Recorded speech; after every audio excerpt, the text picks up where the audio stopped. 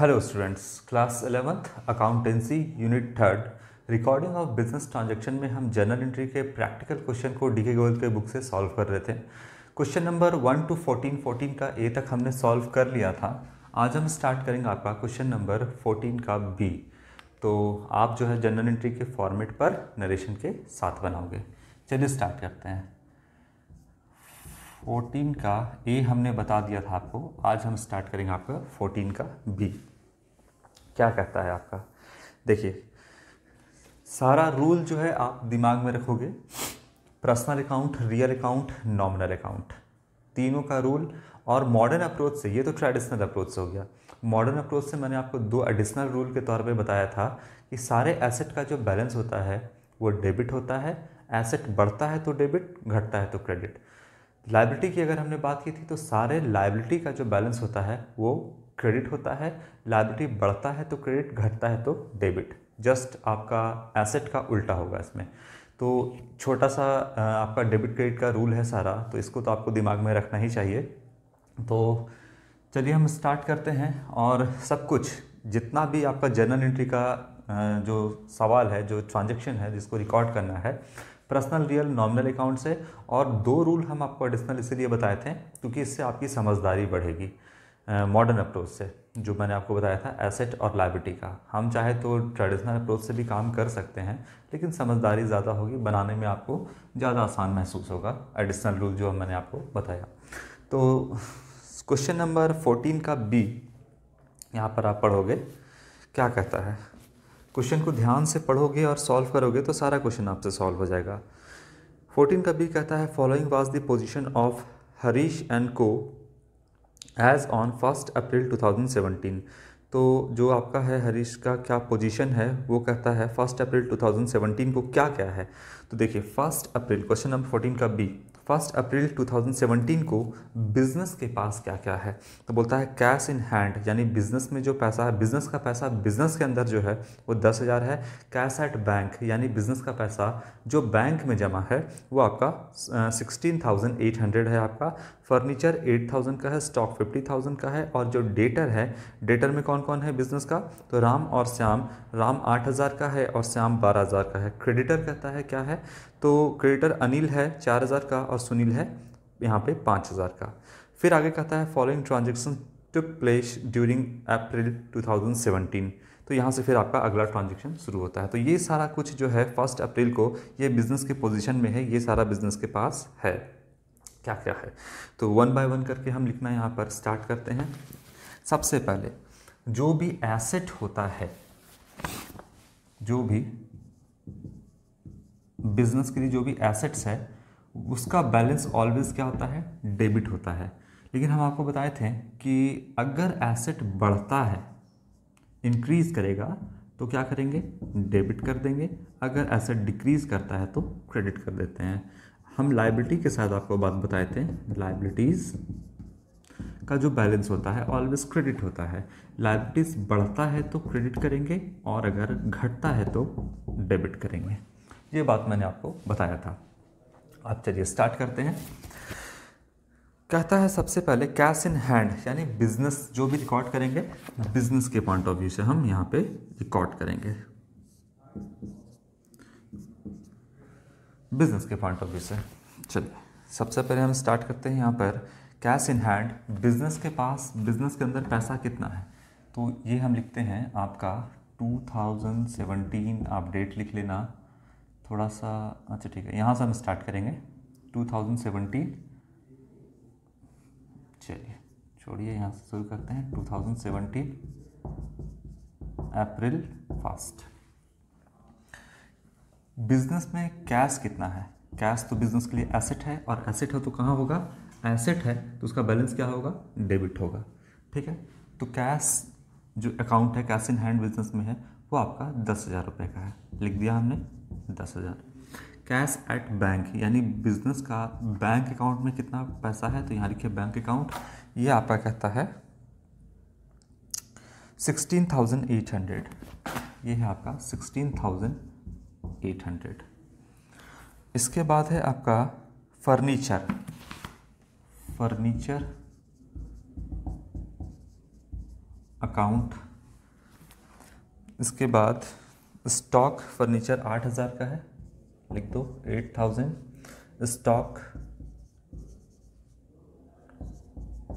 Stock जो है वो है आपका 50,000 का, 50,000 का।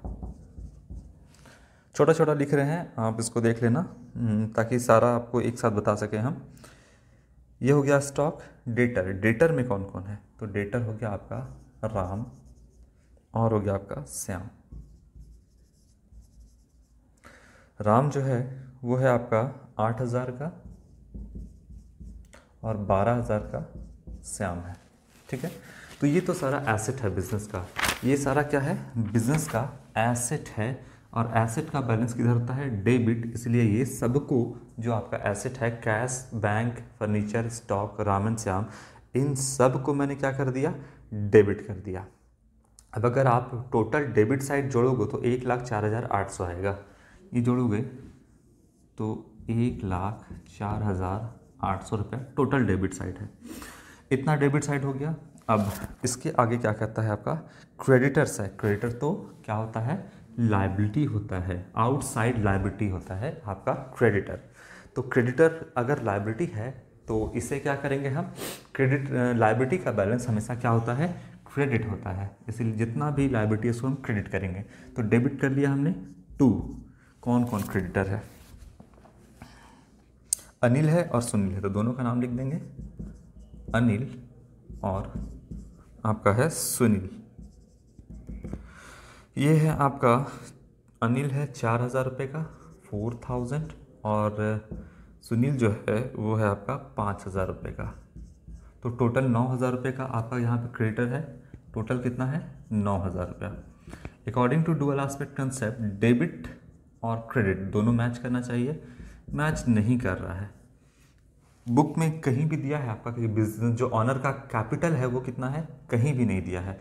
इसका मतलब है कि देखिए ज़्यादा किधर है, 1,04,800 रुपया डेबिट है, 9,000 से ही क्रेडिट है। तो इसका मतलब कि जो बैलेंस बचेगा यहाँ पर, अच्छा किधर को बढ़ाना पड़ेगा, देखिए डेबिट साइड तो आपका 1,04,800 है, क्रेडिट साइड कितना है, 900 ही रुपया है आपका।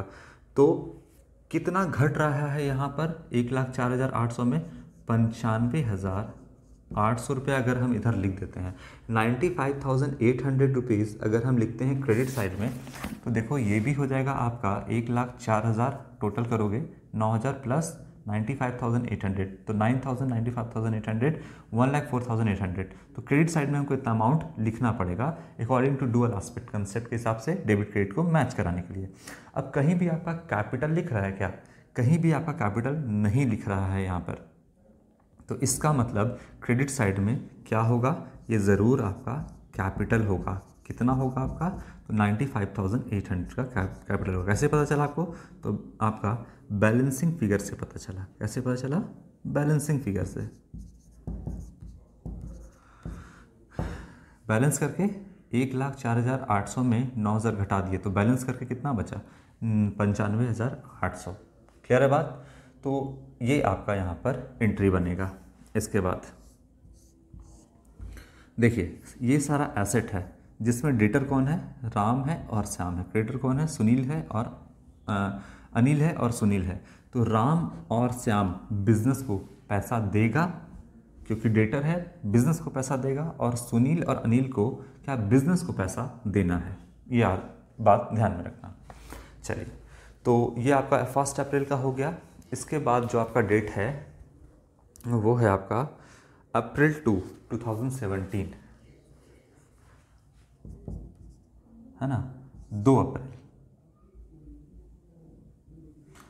2 तारीख को क्या कहता है, कहता है received a cheque from Ram in full settlement of his account after deducting 5% cash discount.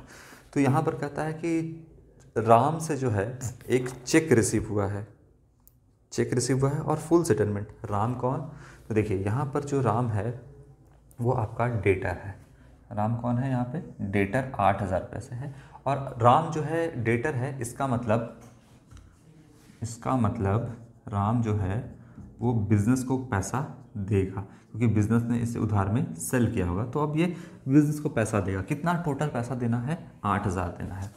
अब यहाँ पर अगर आप एंट्री करोगे तो लिखोगे कि बैंक अकाउंट डेबिट, चूँकि चेक के थ्रू दे रहा है तो बैंक अकाउंट डेबिट करोगे, लेकिन जस्ट 1 मिनट रुक करके आप अगला एंट्री पढ़ोगे, 4 तारीख का जो है आप ट्रांजेक्शन पढ़ोगे, तो बोलता है deposit the above cheque into bank. इसका मतलब 2 तारीख को जो राम से चेक रिसीव हुआ है बिजनेस को, जो राम से चेक रिसीव हुआ है बिजनेस को, वो 2 तारीख को बैंक में डिपॉजिट नहीं किया गया है। बैंक में डिपॉजिट नहीं किया गया है तो इसका मतलब है कि बिजनेस के पास क्या आया, तो बिजनेस के पास यहाँ पर जो रिसीव हुआ वो चेक रिसीव हुआ। ठीक है, अगर सेम डे को डिपॉजिट कर देता तो यहाँ पर हम बैंक अकाउंट को डेबिट करते, लेकिन सेम डे को बिजनेस ने डिपॉजिट नहीं किया तो बिजनेस के पास क्या आया, कैश इक्विवेलेंट ही आया, लेकिन चेक में आया आपका। यहाँ लिखेंगे हम चेक्स इन हैंड। बिजनेस के पास क्या आया, बिजनेस के हाथ में चेक आया। ठीक है, कैश ही है, कैश के इक्विवेलेंट ही है, जाके बैंक से भंजा वो भंजेगा ही, लेकिन फिलहाल कैश नहीं आया है, बैंक बैलेंस अभी इंक्रीज नहीं हुआ है। क्या 2 तारीख को बिजनेस का बैंक बैलेंस इंक्रीज हुआ है? 2 तारीख को बिजनेस का बैंक बैलेंस यहाँ पर इंक्रीज नहीं हुआ है, सिर्फ चेक आया है, तो चेक इन हैंड यहाँ पर कर दिया। इसके बाद देना किसको है, दे कौन रहा है, क्रेडिट द गिवर, राम दे रहा है, तो यहाँ पर हम राम को क्रेडिट कर देंगे। कितना देना है राम को, 8,000 रुपये, तो राम के सामने लिख दीजिए 8,000 रुपये। अच्छा, तो इसमें यहाँ पर डिस्काउंट की भी बात कर रहा है कि 8,000 पर 5% जो है वो यहाँ पर डिस्काउंट है।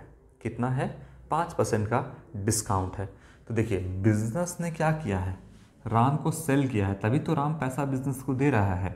सेल किया है तो इसका मतलब बैंक जो है बिजनेस जो है वो राम को छूट देगा, डिस्काउंट देगा, तो विजय बिजनेस के लिए जो है नुकसान की बात है, इसीलिए यहाँ पर हम लिखेंगे discount allowed account, debit all expenses and losses के नियम से हम डिस्काउंट अलाउड को डेबिट कर दिए, क्योंकि बिजनेस डिस्काउंट किसको दे रहा है, राम को।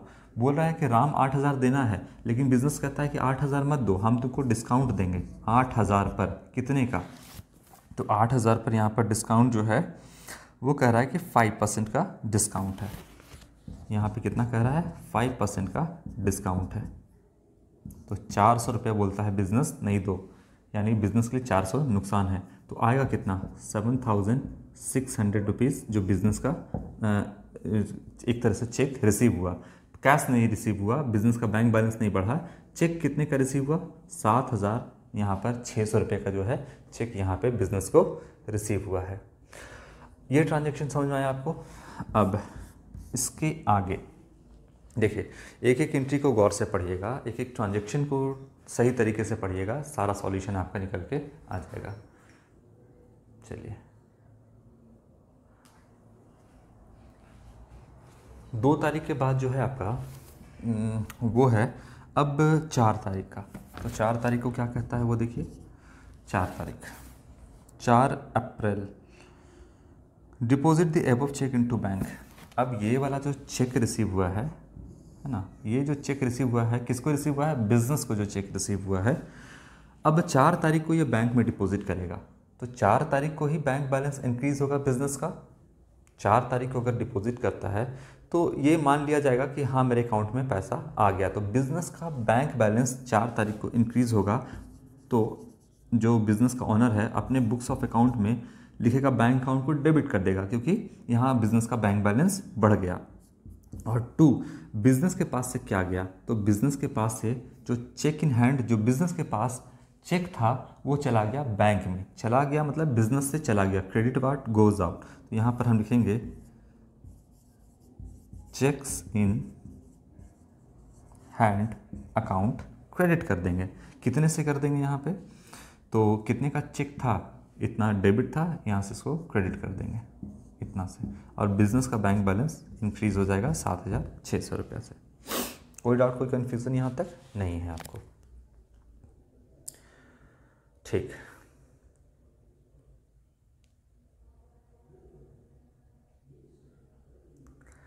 अब एक बात आपको और समझाते हैं, जो कि कोई भी क्वेश्चन आप सॉल्व करते हो तो उसमें हमेशा ये बात का आप ध्यान रखना कि 2 एंट्री हम पास कर रहे हैं यहाँ पर, ठीक है। बिजनेस के पास 2 तारीख को चेक आया, तो बिजनेस को अल्टीमेटली मिलना क्या चाहिए था?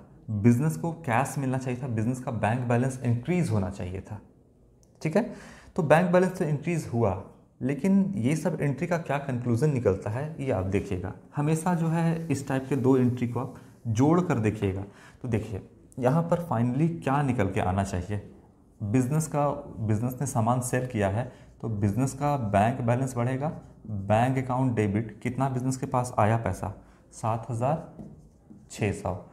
डिस्काउंट अलाउड, जिस पे डिस्काउंट अलाउड, बिजनेस ने कितने का डिस्काउंट दिया? तो देखिए 400 रुपये का डिस्काउंट दिया, और राम को कितना देना था? तो to Ram, credit the giver, Ram को देना था टोटल 8,000 रुपया। क्लियर है बात? यही जनरल एंट्री बनता, राम ने 8,000 रुपये दिया, जिसमें से बिजनेस ने 400 रुपये छोड़ दिया, और बिजनेस का बैंक बैलेंस जो इंक्रीज किया यहाँ पर 7,600। ये एंट्री बनना चाहिए था। एक्चुअली एंट्री यही है, लेकिन हमको दो एंट्री पास करना पड़ा, क्योंकि डिपॉजिट हम अलग डेट को किए हैं। चेक रिसीव 2 तारीख को हुआ है, डिपॉजिट किया है हम 4 तारीख को यहाँ पर। तो अगर आप देखिएगा कि दोनों एंट्री का मतलब यही निकलना चाहिए और यही होना चाहिए। कैसे? तो इन दोनों एंट्री को आप जोड़िएगा, आपस में जोड़ के देखिए। चलिए इन दोनों एंट्री को जोड़ते हैं।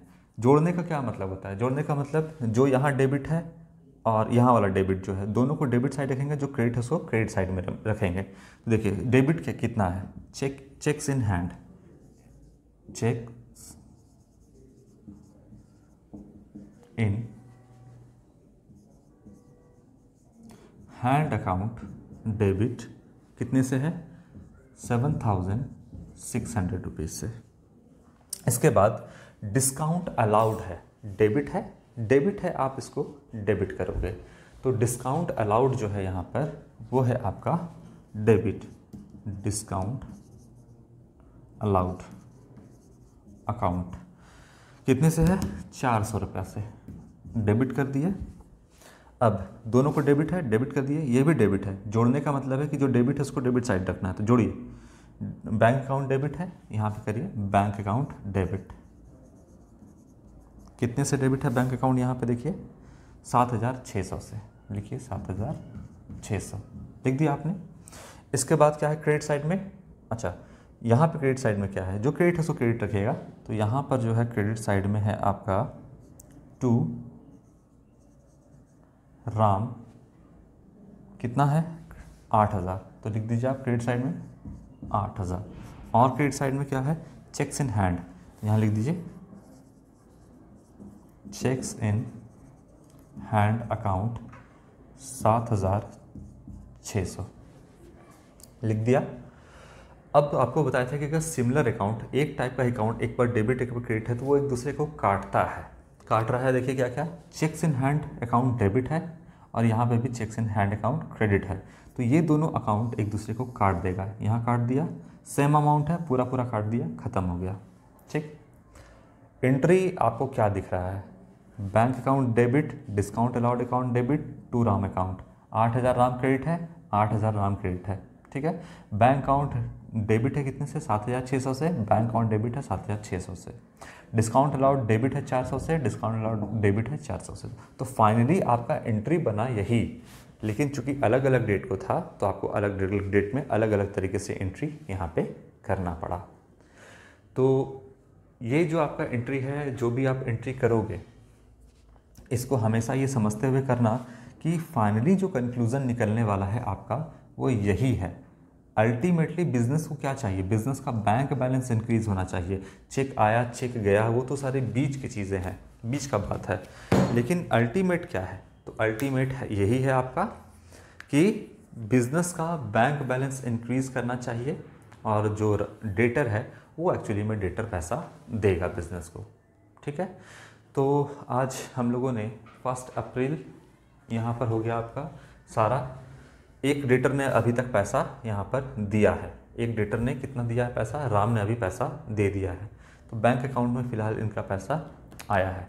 ठीक है, तो ये हो गया आपका।